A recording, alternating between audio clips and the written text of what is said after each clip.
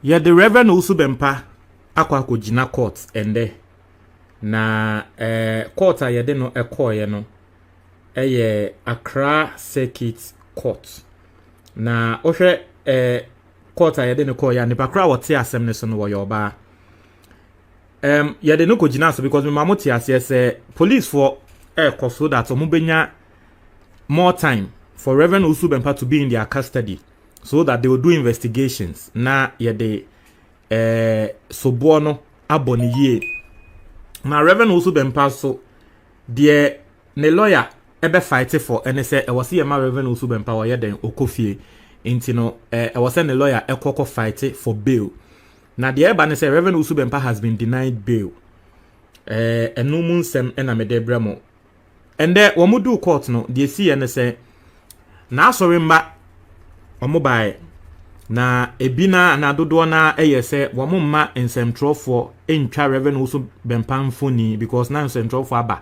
se ye baba betwa Reverend Owusu Bempah se na asori mba no wo ampene and that is actually not my problem though na usha charges are de abo Reverend Owusu Bempah ene ne nkola na 6 charges and 6 counts sana mekano 6 counts na charges no de edimu pa charge omo threatening say womo ebekum na agrada into one of the charger was it threatening to kill Patricia Oduro Cranton popularly known as Agrada me can court nsem ni area me can nsem bi na munya mbe hu ne say asem we melodies kan ne kre into the charge ba kwa ye de abono no ana charge no me ka se kese ye de bo mo 6 counts no kese ye de bo mo threatening to kill Patricia Oduro Cranton woye na agrada ohwa Reverend Owusu Bempah any abrante bi efe no Mensa Ofori ono so kan nkola ne ho ono so they were charged separately with 2 counts of offensive conduct conducive to the breach of peace and threats of death. When him say Reverend Owusu Bempah call na agrada ho osanso betwa video as a video no na ne nkola ni bi interview no Emma Reverend Owusu Bempah ebie na no kan say na agrada oyera wo Ghana obetumi ayera wo Ghana na oyera wo Ghana eni kwan se obi abebi so no Reverend Owusu Bempah no yes enti wo hwa ni na eka ho bi offensive conduct nso say say senya wo mko na agrada ho a wo mo de squad ko ho a na agrada na nkasa video sansem we ni na no ekokota ye kobo videos ni na wo court enti interviews bia nkrofo aye na nyama no ni na police for evidence no e dia court so you don't worry. The remaining 3 and so charges are the bomb and say assaulting a public officer osha senior Owusu Bempah nkola ni bi ye de sobo abom say wo mo ye police for no yes omo nso ya charge omo Reverend Owusu Bempah lawyer lawyer be fe no Gary ni mako mafo na odu court no na wakatre court ni say oh osre na Reverend Owusu Bempah de no ojane akon oyobi a Ghana fo ni anim no he's a public figure nti no omo granti ni bail no no de won kofie tem no ye fra obeba onjane na say ne lawyer ekwakan ansem no wo court no na prosecution ye police for the wodi police for asema momo no ye friend no Inspector Dennis Tekpete opposi bail no e ka se dabi court mamu mani bail cry because asem we aye kin o hwe charges ni bia ye de abono ene ne nkola na aposifo wo mo ko ho aye bo wo mo no still aposifo yi wo mo e wo hospital wo mo ja yaresa nti enye right say aposifo ne beda hospital na Reverend Owusu Bempah ya granting ni bail dabi anything can happen nti once police for no still wo mo eda hospital ho eja yaresa no yenso yegusu ye nhwehwemu ni ya hwe charges na ye de abono no nti yenso yegusu ye nhwehwemu nti won tru ye kukom na eno ni ye bisa ne nsem a yetumi aye nhwehwemu ni yie nti court memma ni bail nsem a wokan no na judge no ye frɛ no he ana efia Owusu a apia oka say okay wati police for nasem into no on my Reverend Owusu Bempah bail into the next time our mobile court September 20th into Reverend Owusu Bempah court police custody or that police cells until September 20th exactly a week from now. Naturally say next week Sunday Reverend Owusu Bempah on bar sorry embambe preachy na media asemwa me mekani. However this issue goes, same way, send ye beko biano, at least, 7 days, and 1 week here, Reverend Owusu Bempah walk under police custody. Me assure say was be free. However the issue goes, at least, asem no, say akọ eti, akọ nine, akọ, na a young crofo say Reverend Owusu Bempah crampo de, bail impo de, obenya sisia. Sana na young crofo.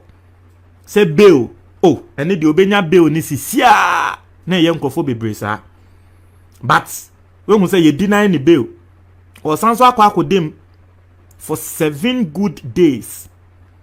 Okodemo for 7 good days. Me say one day kra na wudem kra, it's not as free as home. TV ni ho. Nti was sanso akwa and the court oba em say atare endra na wodi preacher no na na o share nde e court. Osanso kodem for 7 good days. At least. And Americano.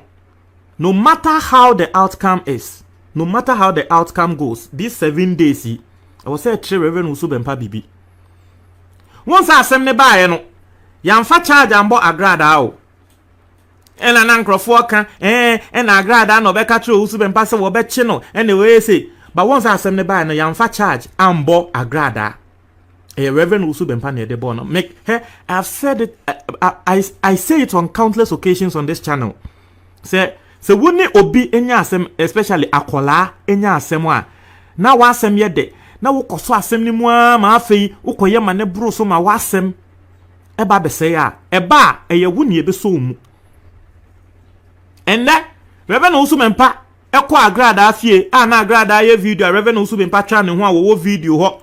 Oh, nankasa ba betwa ese amukọ ho no ene sei agrada ni suro nanko obehu ene sei sansem ni nina ende hwan na ye de sobo na ebo no wo court e agrada na ende hwan na police wache no e agrada na ende hwan ene ya remand na wo sanso koda cells and counter back for 1 good week e agrada na ite ya na ye kasa de bia meka senya mranete no sometimes it is you the person who ended it no wo ene so mu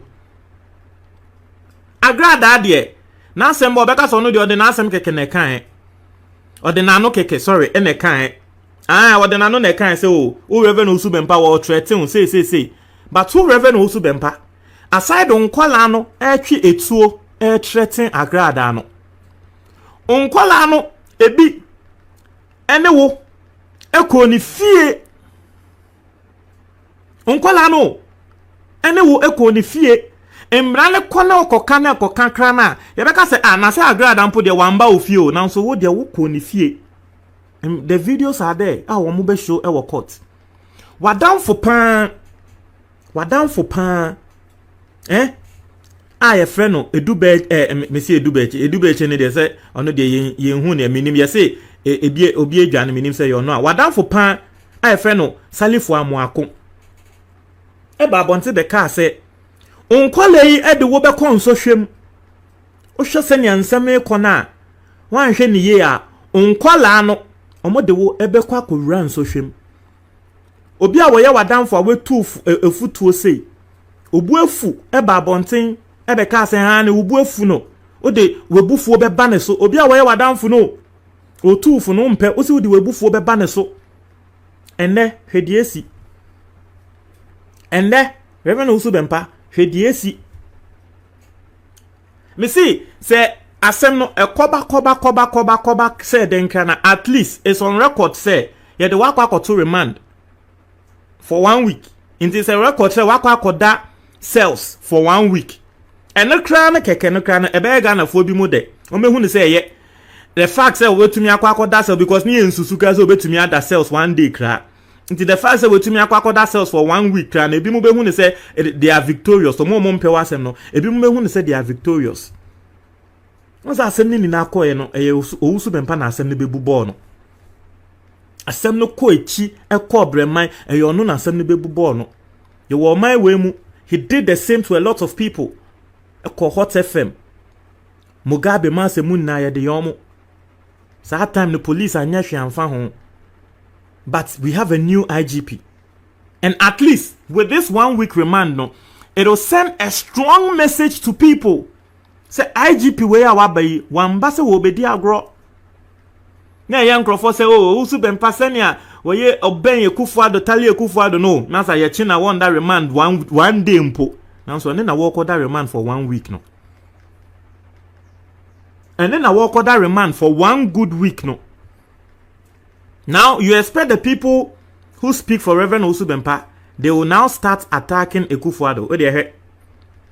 They will now start attacking Kufuado. But, bisanhu, se asem no ebae nanka wotwa aso a, nanka asem na man bedu se o. Ebae, ena Owusu Bempah ka so okay, me yesofo panyi, nkrofo be kasa afa me ho. Eni kwan se meye any radical thing bia wo de ope se o reply nipa ko no fa camera see so na reply nipa ko no be di na tem kra di na tem to the extent that you took it to the extra mile. You went to the person's house okoba ya wo du wo fie you try video nkrofo mo kasa se nya na mo kasa no police fa hwesa video ni na onkwala no etuo ye kan sa edu be eche no etuo na akotwe ne ne ma enkrofo ani esanso ba asem ne ho ene na ma ende de abe nanso mo kokot na edu ba echi no emse no oni ho. You see someone is on the run meaning say you no there mo nche mo adwo comment box ne motie for me da ase.